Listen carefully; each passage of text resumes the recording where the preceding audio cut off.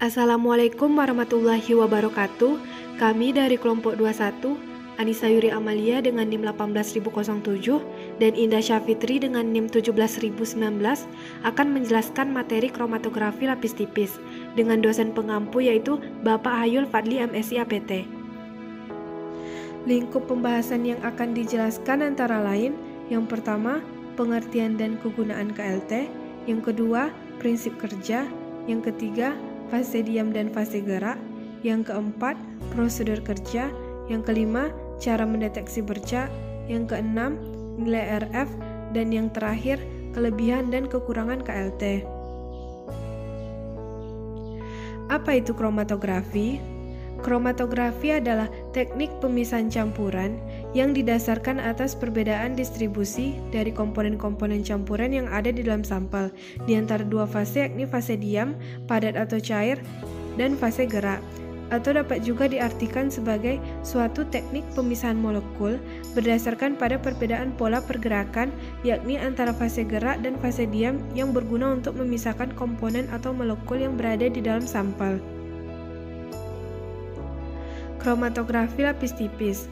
Kromatografi lapis tipis atau KLT merupakan salah satu metode isolasi yang terjadi berdasarkan perbedaan daya serap absorpsi dan daya partisi serta kelarutan dari komponen-komponen kimia yang akan bergerak mengikuti kepolaran eluen.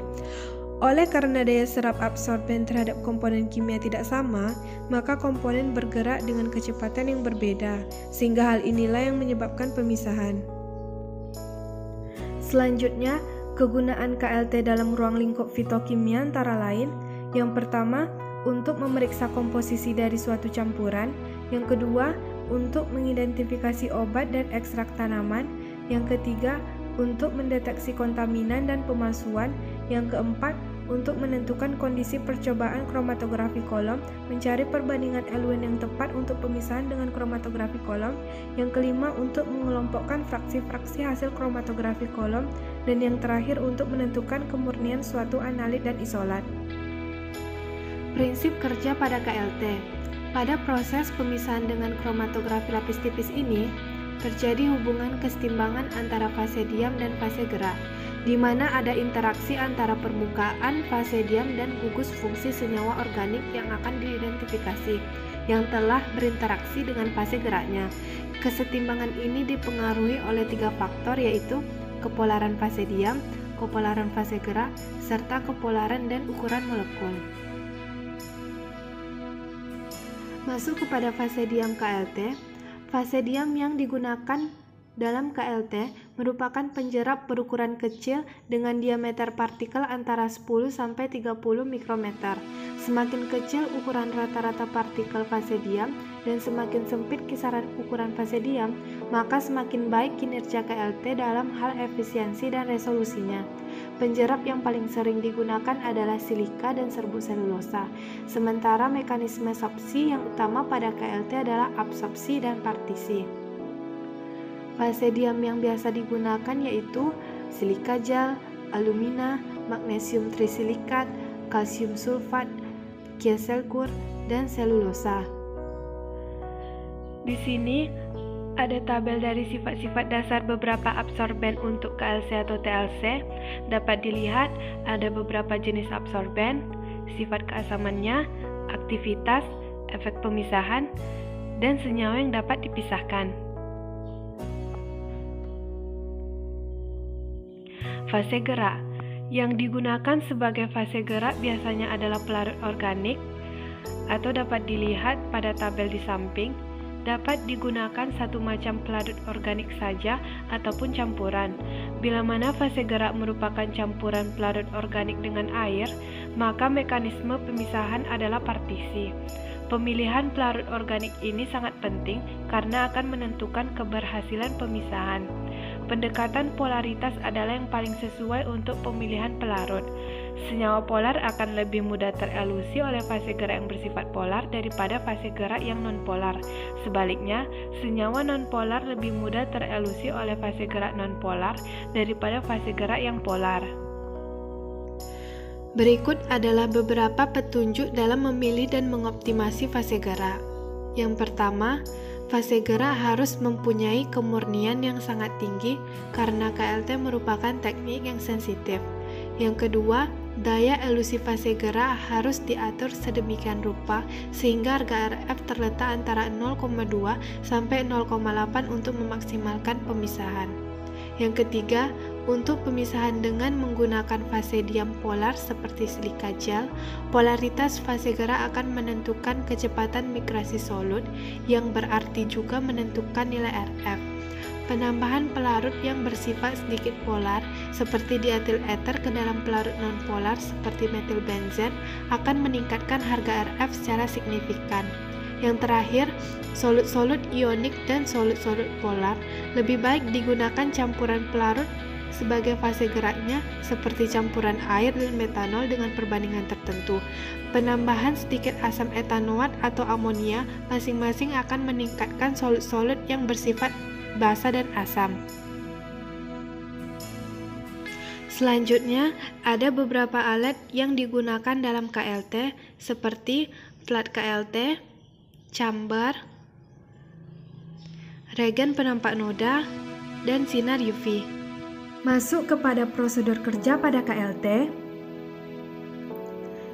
Yang pertama yaitu penyiapan dan penotolan sampel.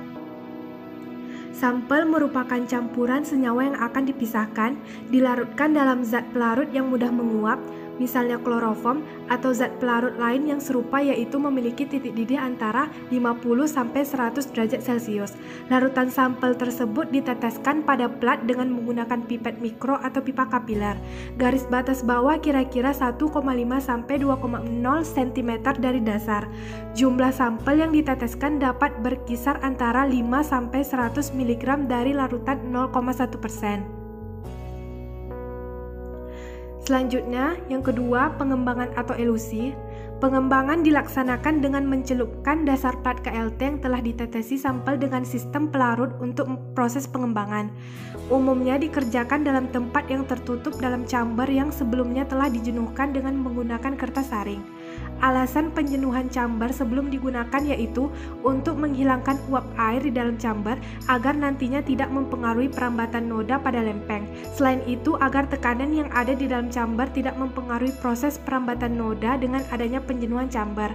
Pengembangan dalam ruangan tertutup tersebut diakhiri setelah ujung zat pada plat telah mencapai kira-kira 3/4 tinggi absorben.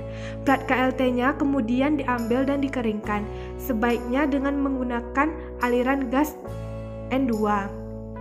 Di sini terdapat gambar yaitu lempeng dalam beker atau chamber dengan garis pembatas penotolan sampel dan batas eluen. Masuk kepada cara mendeteksi bercak. Yang pertama, menggunakan pendaflo. Fase diam pada sebuah lempengan lapis tipis seringkali memiliki substansi yang ditambahkan ke dalamnya supaya menghasilkan pendaran fluor ketika diberikan sinar UV. Pendaran ini ditutupi pada posisi mana bercak-bercak kromatogram berada. Meskipun bercak-bercak itu tidak tampak berwarna jika dilihat dengan mata, ketika sinar UV diberikan pada lempengan akan timbul pendaran. Bercak tampak sebagai bidang kecil yang gelap. Yang kedua, penunjukan bercak secara kimia. Dalam beberapa kasus, dimungkinkan untuk membuat bercak-bercak menjadi tampak dengan jalan mereaksikannya dengan zat kimia sehingga menghasilkan produk yang berwarna. Sebagai contoh yang baik adalah kromatogram yang dihasilkan dari campuran asam amino. Kromatogram dapat dikeringkan dan disemprotkan dengan larutan ninhidrin.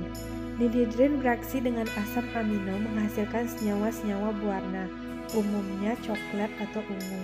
Dalam metode lain, kromatogram dikeringkan kembali dan kemudian ditempatkan pada wadah tertutup, seperti gelas kimia dengan tutupan gelas arloji, bersama dengan kristal iodium. Uap iodium dalam wadah dapat bereaksi dengan bercak pada kromatogram atau dapat dilekatkan lebih dekat pada bercak daripada lempengan. Substansi yang dianalisis tampak sebagai bercak-bercak kecoklatan. Di sini dapat dilihat pada gambar sebelum disemprotkan ninhidrin dan setelah disemprotkan ninhidrin. Penampak bercak kimia berdasarkan sifatnya ada dua. Yang pertama permanen, yaitu asam sulfat pekat dan ninhidrin. yang kedua sementara, yaitu uap yodium. Penampak bercak kimia berdasarkan spesifitasnya juga ada dua.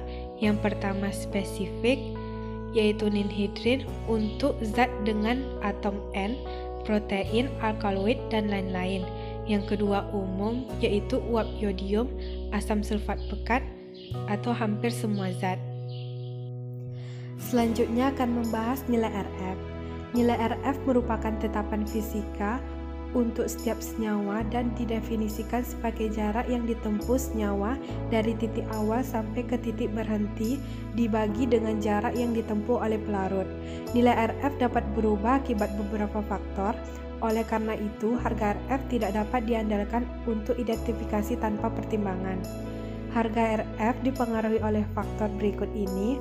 Yang pertama, struktur kimia dari senyawa yang sedang dipisahkan. Yang kedua, sifat penyerap dan derajat aktivitasnya. Yang ketiga, tebal dan kerataan dari lapisan penyerap. Yang keempat, pelarut dan derajat kemurniannya fase bergerak. Yang kelima, derajat kejenuhan dalam uap. Yang keenam, teknik percobaan. Yang ketujuh, jumlah cuplikan yang digunakan. Dan yang terakhir, suhu. Kelebihan KLT. Yang pertama, KLT lebih banyak digunakan untuk tujuan analisis. Yang kedua, identifikasi pemisahan komponen dapat dilakukan dengan reaksi warna, fluoresensi, atau dengan radiasi menggunakan sinar UV. Yang ketiga, dapat dilakukan elusi secara mekanik, ascending, menurun, descending, atau dengan cara elusi dua dimensi. Yang keempat, ketepatan penentuan kadar akan lebih baik karena komponen yang akan ditentukan merupakan bercak yang tidak bergerak.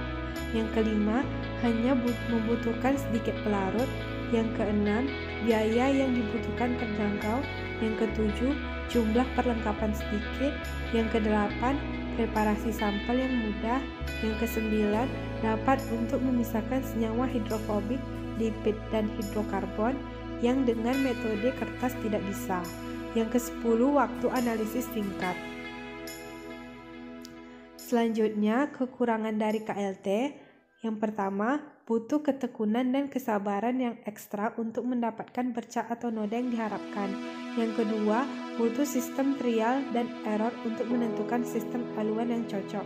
Yang ketiga, memerlukan waktu yang cukup lama jika dilakukan secara tidak tekun. Sekian dari materi kromatografi lapis tipis yang dapat kelompok kami sampaikan. Apabila ada kekurangan dan kelebihan, mohon dimaafkan. Wassalamualaikum warahmatullahi wabarakatuh.